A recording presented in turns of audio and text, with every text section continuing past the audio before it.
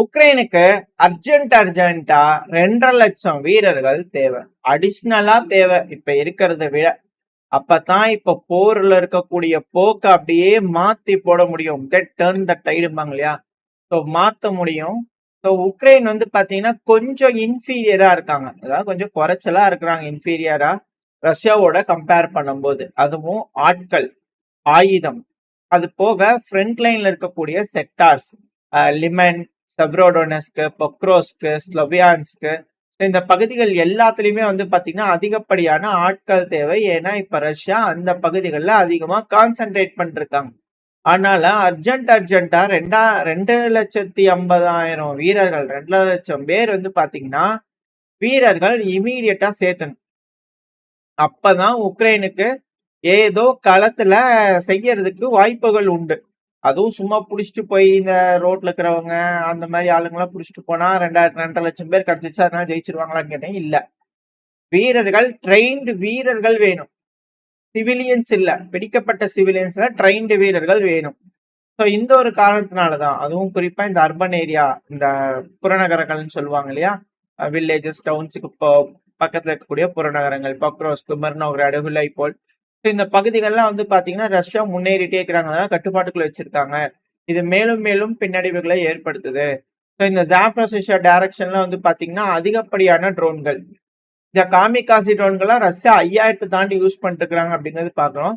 So தினந்தோறும் ரெகுலரா வரக்கூடிய விஷயங்கள் தான் வீடியோ பதிவுகளோட இருக்கும். நீங்க பாத்தீங்கன்னா தெரியும், ரூபிகான் அப்படிங்கிறது ரஷ்யாவோட டீம், ட்ரோன் டீம். இதே போல உக்ரைன்லயும் இருக்காங்க, எல்லாம் இருக்காங்க, மாறி மாறி யூஸ் பண்ணிட்டு தான் இருக்கிறாங்க. பட் என்னன்னா அதிகப்படியான ட்ரோன்கள் இழப்புகள் அப்படிங்கிறது ரஷ்யாவது இருக்கு. கம்பேரிட்டிவ்லி இந்த ட்ரோன்கள் வந்து தாக்கக்கூடிய விகிதம், இழப்புகளை ஏற்படுத்தக்கூடிய விகிதம் அப்படிங்கிறது ரஷ்யாவுக்கு அதிகமா இருக்கு.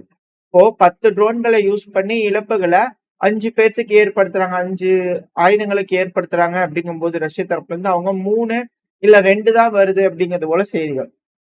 அதுக்கான காரணங்களும் வந்து பாத்தீங்கன்னா அடுத்தடுத்து வந்துட்டு இருக்கு. உக்ரைனோட ஆபீசர்ஸே வந்து பாத்தீங்கன்னா அதை ஒத்துக்கிறாங்களாம். அதாவது கிரிட்டிக்கலா வந்து பாத்தீங்கன்னா இன்ஃபேண்ட்ரி ஷார்டேஜ், அதாவது ஆட்கள் பற்றாக்குறை இருக்கிறதுனால யூஏவி ஆபரேட்டர்ஸ், அதாவது ட்ரோன் ஆபரேட்டர்ஸ்க்கு சரிவர கவர் கொடுக்க முடியல. ஸோ இதனால ட்ரோன் டீம் அவங்க எஃபெக்டிவா செய்ய முடியல. அவங்க அதிகப்படியா இழப்புகளை சந்திக்கிறாங்க.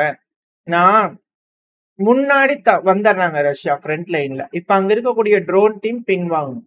இப்போ ட்ரோன் டீம் வந்து சேஃபான லொகேஷன்ல இருந்து ஆப்ரேட் பண்ணும். ஃப்ரண்ட் லைன்ல வீரர்களே இல்ல, திடீர்னு அவங்க ட்ரோன் ஆப்ரேட்டர்ஸ்க்கு வந்து பாத்தீங்கன்னா பின்னாடி வந்து தாக்குதல் பண்ற மாதிரி வந்துடுறாங்க. இதனால ட்ரோன் ஆப்ரேட்டர்களுக்கு அதிகப்படியான இழப்புகள் ஏற்படுது. ரெண்டாவது, ட்ரோன் ஆப்ரேட்டர்களுக்கு கவர் கொடுக்க முடியாததுனால இது போல இழப்புகள் ஏற்படுது. இன்கேஸ் இந்த ஆர்ட்லரி தாக்குதல் இதெல்லாம் கொடுக்கணும் இல்லையா, ரஷ்யாவும் முன்னாடி கொண்டு வந்து அது போல ட்ரோன் ஆப்ரேட்டர்ஸ் எல்லாம் வைக்கிறாங்கன்னா அவங்கள கவுண்டர் கொடுக்கணும் இல்லையா. இப்ப அவங்களுக்கு எந்த ஒரு தங்கு தடை இல்லாம யூஸ் பண்றாங்க. இவங்களுக்கு பிரச்சனைகளா இருக்கும்போது என்ன பண்ணுவாங்க, நெருக்கடிகளை சந்திக்கணும் இல்லையா அப்படிங்கிறது போல.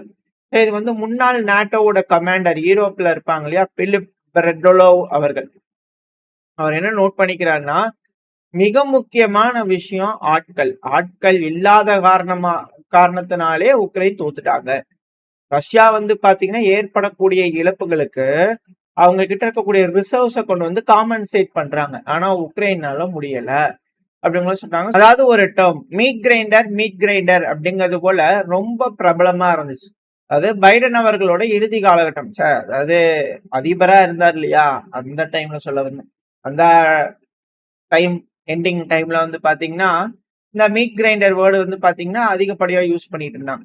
அது என்னன்னா, இருதரப்புலயும் வந்து பாத்தீங்கன்னா ஒரு இடத்துல சண்டை பிடிச்சுக்கிட்டு இருக்காங்க. ஆட்கள் பற்றாக்குறை எப்ப அந்த பகுதிகளில் ஏற்படுதோ, யார்கிட்ட ஆட்கள் இருக்காங்களோ அப்ப அந்த பகுதிகளை அவங்க கட்டுப்பாட்டுல எடுத்துக்குவாங்க. அந்த டைம்ல இருந்தே வந்து பாத்தீங்கன்னா இந்த மீட் கிரைண்டர்ல யாரு ஜெயிக்கிறா அப்படிங்கிறதுக்கான ஒரு காம்படிஷன் போயிட்டு இருந்தது. ரஷ்யாவா உக்ரைனா அப்படிங்கிறது போல. பகுதிகள் ரஷ்யா கிட்ட வந்தாலும் அதிகப்படியான உயிரிழப்புகள் ரஷ்யாவுக்கு தான் ஏற்பட்டிருக்கு. இப்ப நீங்க உதாரணத்துக்கு ஜெலன்ஸ்கி அவர்கள் சொன்னீங்கன்னா எப்படி எப்படி கால்குலேட் பண்ணி பார்க்கலாம்னா, 4 வருஷமா சண்டை நடந்துட்டு இருக்கு இல்லையா, அதுல இழப்புகள் அப்படிங்கிறது 50,000 பேரு, 20,000 பேரும் 30,000 பேர்னு கணக்கு கொடுத்துட்டு இருந்தாரு. கடைசியில ஒரு 80,000 பேர்த்து கூட இன்னும் வர்ற மாதிரி தெரியல ஜெலன்ஸ்கி அவர்கள். ஆனா ஈரான்ல ஒரு 4-5 நாள் ப்ரொடெஸ்ட் நடந்ததுக்கே 30,000 பேர் இறந்துட்டாங்க. எப்படி இது ஏணி வச்சா கூட எட்ட மாட்டேங்குது அப்படிங்கிறது போல இருக்கு. சரி பரவாயில்ல, அதாவது அத்தனாயிரம் குண்டுகள், மிசைல்கள், ட்ரோன்கள் இத்தனையும் போட்டு 30,000 40,000 பேர் தான் வந்து பாத்தீங்கன்னா இறந்திருக்கிறதா சொல்றாங்க. ஒரு சைபர் 2 சைபர் கம்மியா சொல்லுவாரா இருக்கும் தெரியல. பட் இருந்தாலும் ஈரான்ல வந்து பாத்தீங்கன்னா ப்ரொட்டஸ்ட் நடந்ததுக்கே 30,000 பேர் இறந்துட்டாங்க அப்படிங்கிறத சொல்றாங்க இல்லையா? அந்த கம்பேரிசனுக்காக நீங்க புரிஞ்சுக்கிட்டீங்கன்னா தெரியும். அதுல இன்னும் இப்ப திரும்ப வந்து பாத்தீங்கன்னா 2ஆம் கட்ட ப்ரொட்டஸ்ட் ஈரான்ல வந்து பாத்தீங்கன்னா ஆரம்பிச்சிருக்கு. ஸ்டூடெண்ட்ஸ் ஆரம்பிச்சிருக்காங்க அப்படிங்கிறது போல. அங்க இன்னும் நிலைமை வந்து பாத்தீங்கன்னா மோசமா தான் இருக்கு ஈரான்ல. அது மிடில் ஈஸ்ட்ல நடக்கக்கூடிய விஷயங்கள். மெயினான விஷயத்துக்கு வந்துட்டோம்னா, இந்த ரஷ்யா உக்ரைன் பிரச்சனையில அந்த மீட் கிரைண்டர்ல என்னதான் ரஷ்யா வந்து பாத்தீங்கன்னா பகுதிகளை பிடிச்சாலும் சொல்லிட்டு இருந்தது என்னமோ ரஷ்யாவுக்கு அதிகமான உயிர் சேதங்கள் நடக்குது அப்படிங்கிறது போல. ஆனா இவங்க சொல்லக்கூடிய ஸ்டேட்மெண்ட்ஸ் எல்லாம் வச்சு பார்க்கும்போது உண்மையாலுமே மீட் கிரைண்டர்ல ஜெயிச்சது ரஷ்யா தான் போல தெரியுது. இந்த உக்ரைன், அதாவது குறிப்பா உக்ரைனோட அதிபரான ஜெலன்ஸ்கி அவர்கள் அப்பாவி பொதுமக்களை எந்த ஒரு பயிற்சியும் இல்லாம ரொம்ப கம்மியான டைம், இதெல்லாம் அந்த காலகட்டத்திலேயே பைடன் அவர்களோட காலகட்டத்திலேயே நம்ம வீடியோ பதிவுகள்ல இது போல விஷயங்கள்லாம் ஆதாரப்பூர்வமா மேற்கு மீடியாக்கள் ப்ரூஃப் பண்றாங்க அப்படிங்கறதெல்லாம் பார்த்திருக்கோம். ரொம்ப கம்மியான நபர்கள் மட்டும் உள்ள அனுப்புறாங்க. அதுவும் புதுசா பிடிக்கக்கூடிய நபர்களை பென்சில்ஸ் அப்படிங்கிறது போல வந்து பாத்தீங்கன்னா உக்ரைன் தரப்பு வந்து கமெண்ட் பண்றாங்க, நிக் நேம் வச்சிருக்காங்க அப்படிங்கிறது போல நம்ம பார்ப்போம். ரொம்ப ட்ரெயின்டான எக்ஸ்பீரியன்ஸா இருக்க பிரிகேட்லாம் பின்புறத்துலையும் ஃப்ரெஷ்ஷா வரக்கூடிய நபர்கள்லாம் அவுட் போஸ்ட் கமெண்ட் முன்னாடி சண்டை பிடிக்கக்கூடிய ஃப்ரண்ட் லைன்லயும் விட்டுறாங்க. அவங்க வந்து பார்த்தீங்கன்னா ரஷ்யாட்ட சரணடைகிறாங்கன்னா தாக்குதல் பண்றாங்க அப்படிங்கிற விஷயங்கள்லாம் பார்த்துருக்கோம். ஸோ இது போல உக்ரைன் மோசமான முடிவுகள், அதாவது அஃபென்சிவ் ஆபரேஷன்ங்கிறது இந்த உசு வீடியோ போட்டு போய் ஏதோ பண்ற மாதிரி செய்யறது. ஸோ இது போல பல விஷயங்கள்லாம் வந்து பார்த்தீங்கன்னா அவங்க செய்ய செய்ய அதிகப்படியான உயிர் சேதங்கள் உக்ரைனுக்கு ஏற்பட்டிருக்கா அப்படின்ற கேள்விகள் இருக்கு.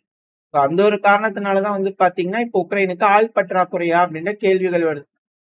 ஒண்ணு ஆள் பற்றாக்குறை, ஆயுத பற்றாக்குறை, இது எல்லாமே உக்ரைன்ல தலைவிரிச்சு ஆடிட்டு இருக்கக்கூடிய சமயத்துல டெக்னாலஜி, அதாவது ட்ரோன்கள் அப்படிங்கிறது பெருமளவுல இழப்புகளை ஏற்படுத்துது.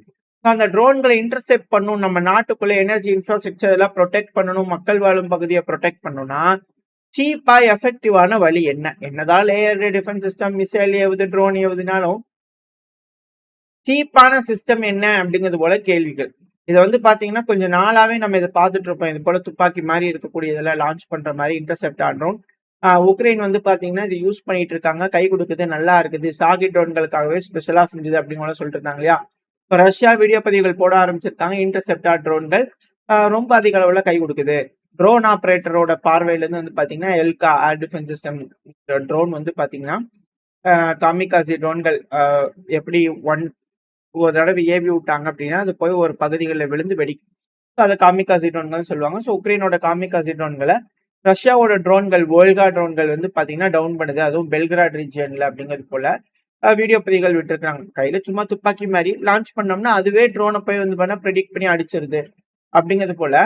இது எப்படி ஓன் ட்ரோனை கண்டுபிடிக்குமா அப்படின்ற கேள்விகள்லாம் இருக்கு. எது எப்படியோ இது போல அந்த பகுதிகளை ப்ரொடெக்ட் பண்றதுக்காக வந்து பாத்தீங்கன்னா அடுத்தடுத்த கட்ட வளர்ச்சி நோக்கி போயிட்டு இருக்கு. இப்போ counter drone system, interceptor drone system பெருமளவுல வந்து பாத்தீங்கன்னா உதவியா இருக்கு அப்படிங்கிறத புரிஞ்சுக்கலாம். இது இந்த ரஷ்யா உக்ரைன் பிரச்சனையில் இருக்கக்கூடிய தொழில்நுட்ப வளர்ச்சி, ட்ரோனை கவுண்டர் பண்றதுக்கு ட்ரோன்கள் வந்திருக்கு, இன்டர்செப்டார் ட்ரோன்கள். அது இதுக்கப்புறம் அதிகப்படியா பேசுபொருளா மாறும், பல நாடுகளும் அதை பயன்படுத்துவாங்க அப்படிங்கிற மாற்றத்துல. இப்ப என்னன்னா உக்ரைன்ல இருக்கக்கூடிய பிரச்சனைகள் யூரோப்பியன் யூனியன் நாடுகளே வந்து பாத்தீங்கன்னா அழுத்தங்கள் கொடுத்துக்கிட்டு இருக்காங்க.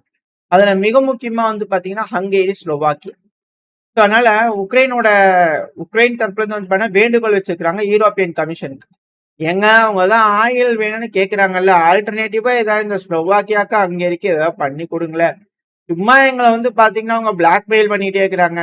அது மட்டும் இல்லைங்க, நாங்க ரீஸ்டோர் பண்ணதுக்கு வேலை செஞ்சுட்டு இருக்கோம். ட்ரூஸ்பா பைப்லைன் ஆயில் சப்ளை வேலை நடந்துட்டு இருக்கு. நைட்டும் பகலும் வந்து பாத்தீங்கன்னா வேலை செஞ்சுக்கிட்டு இருக்கோம், நாங்க சீக்கிரமா பண்றோம் அப்படிங்கிற உக்ரைன் தரப்பு வந்து. அது சேம் டைம் ட்ரூஸ்பா பைப்லைனோட பம்ப் ஸ்டேஷன் இருக்கும் இல்லையா ரஷ்யாக்குள்ள, அது வந்து பல தீப்பிடிச்சு அழிஞ்சிருக்கு. சபட்டாஸ் ஆக்டிவிட்டியா அப்படின்ற கேள்விகள். சோ மறைமுகமா பேசக்கூடிய விஷயங்கள்ல ரஷ்யாவோட ஆயில் உக்ரைன் வழியா யூரோப்பியன் யூனியனுக்கு போகணும். இதுல ஏதோ ஒரு டீல பேசிக்கிறாங்க அமெரிக்க தரப்புல இருந்து, அதை ரஷ்ய தரப்புல இருந்து ஒத்துக்கிறாங்க அப்படிங்கிறத புரிஞ்சுக்கலாம். என்ன மாதிரி காசு, எப்படி ஆல்ரெடி சாங்ஷன் போட்டிருக்காங்களே, ரஷ்யாவோட காசு பிடிங்கி வச்சிருக்காங்களே, உக்ரைன் வேற விடமாட்டேன்னு தடுத்து வச்சிருக்காங்களே அப்படிங்கிற பல விஷயங்கள். எதே எப்படியோ இப்போ சுமூகமா பேசுறாங்க, நல்ல முடிவுகள் வந்ததுன்னா பரவாயில்ல, அப்படி இல்லைன்னா சிக்கல் தான். ஹங்கேரியோட ஃபாரின் மினிஸ்டரான ஜிசாடோ அவர்கள் வந்து பாத்தீங்கன்னா சொல்லிக்கிறாங்க, உக்ரைன் வந்து பாத்தீங்கன்னா ரீஸ்டோர் பண்ணவே மாட்டாங்க டிரான்சிட்ட, சும்மா அந்த பைப் லைன் வந்து பண்ணா சில பல அரசியல் காரணங்களுக்காக வந்து பண்ண ஆயுள் விடாம புடிச்சு வச்சுட்டு இருக்காரு அப்படிங்கிறது போல ஸ்லோவாக்கியோட பிரைம் மினிஸ்டரான ராபர்ட் ஃபிக்கோ அவர்களும் வேணும்னேங்க டெலிபரேட்டா வந்து பாத்தீங்கன்னா டிலே பண்ணிட்டு இருக்காங்க ரிப்பேர் ஒர்க் அப்படிங்கிறது போல அவங்க தரப்பு வந்து குற்றச்சாட்டுகள். வெயிட் பண்ணி பார்ப்போம். யூரோப்பியன் யூனியன் நாடுகளோட அழுத்தங்களுக்கு இணங்க உக்ரைன் ரஷ்யாவோட ஆயுளை மட்டும் மேற்கு நாடுகளுக்கு, அதுவும் குறிப்பா ஸ்லோவாக்கியா ஹங்கேரிக்கு விட்டுட்டாங்கன்னா உக்ரைன் இந்த போர்ல முழுமையா தோத்துட்டாங்கன்னு அர்த்தம். அவங்க கிட்ட எந்த விதமான ஒரு ஹோல்டுமே இல்ல அப்படிங்கறத இதுல இருக்கக்கூடிய உண்மை. இங்க தோக்கிறது ஜெயிக்கிறது பிரச்சனை இல்ல, இதனால ஏற்படக்கூடிய இழப்புகள் உக்ரைன் எப்படி அதை சரி செய்ய போறாங்க, என்ன மாதிரியான பேச்சுவார்த்தைகள் நடக்கும்ன்றதெல்லாம் வெயிட் பண்ணி பார்க்கலாம். ஓரளவுக்கான தகவல்கள் இந்த பையில பார்த்துருப்போம்னு நினைக்கிறேன். இதோட இந்த பையன் நான் முடிச்சுக்கலாம். இந்த பதிவு எப்படி உங்களுக்கு பிடிச்சிருக்கா, பிடிச்சுனா லைக் பண்ணிட்டு உங்க ஃப்ரெண்ட்ஸ் நம்மளோட ஷேர் பண்ணிக்கோங்க. அது கூட மறக்காம நம்ம சேனல் சப்ஸ்கிரைப் பண்ணலாம், மறக்காம சப்ஸ்கிரைப் பண்ணிக்கோங்க. அப்பதான் நம்ம போடக்கூடிய வீடியோக்களை மதிச்சு யூடியூப் 4 பேருக்கு ப்ரொமோட் பண்ணும். உங்களோட அன்பு ஆதரவு எனக்கு எப்ப இருக்கும்னு நம்பிக்கல இந்த பையனா முடிச்சுக்கலாம். இந்த பதிவு நல்லா இருக்கும்னு நம்பிக்கல அடுத்த போய் உங்க சந்திக்கிறேன். Stay safe. பை.